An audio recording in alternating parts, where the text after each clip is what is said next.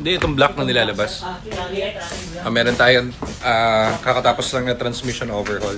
Tingnan natin. So, to transmission overhaul, kakatapos lang.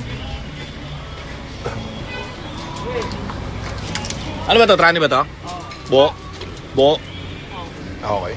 Tapos Okay.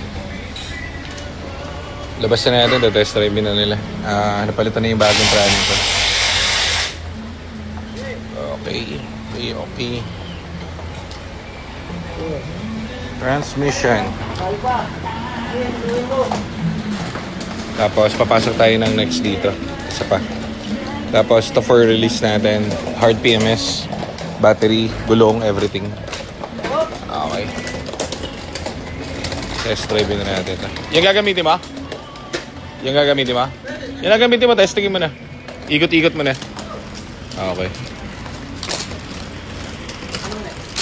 Okay, next tayo. Ano pa pasok?